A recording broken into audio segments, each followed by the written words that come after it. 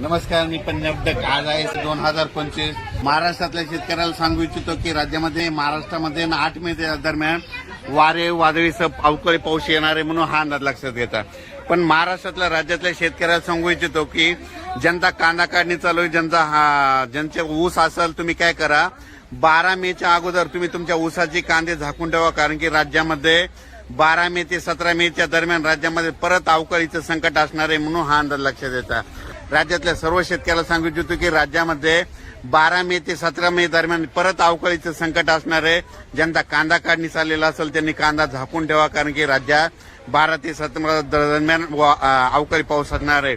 आणि महाराष्ट्र राज्यातल्या या देवभूमीहून एक अंदाज देणार आहे की महाराष्ट्रातल्या राज्यातल्या शेतकऱ्याला सांगू इच्छितो की राज्यामध्ये यावर्षी दरवर्षी काय असतं, 21 मेला काय असतं, अंदमान बेटावर मान्सून येतो. पण राज्यामध्ये या वर्षी तुम्हाला एक सांगू इच्छितो की राज्यामध्ये 15-16च्या दरम्यान मान्सूनची दस्तक देणार आहे. अंदमान बेटावर धडक देणार आहे म्हणून हा अंदाज लक्षात घेता. लवकर जर अंदमान व मान्सून आला तर लवकरच महाराष्ट्रात येणार आहे. म्हणून महाराष्ट्रातल्या सर्व शेतकऱ्यांसाठी आनंदाची बातमी. आणि राज्यातल्या परत शेतकऱ्याला सांगू इच्छितो, आज 7 मे 8 मे महाराष्ट्रामध्ये अवकाळी पाऊस असणार आहे म्हणून हा अंदाज लक्षात येतात.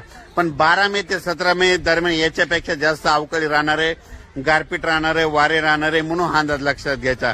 अचानक वातावरणात बदल झाला तर लगेच मी उद्या परत एक मेसेज देणार आहे. आणि हे ठिकाण पाहू शकता, ही आहे गंगा नदी. ही हरिद्वार मधली ही नदी आहे, गंगा आहे म्हणून हे तुम्ही पाहू शकता. धन्यवाद.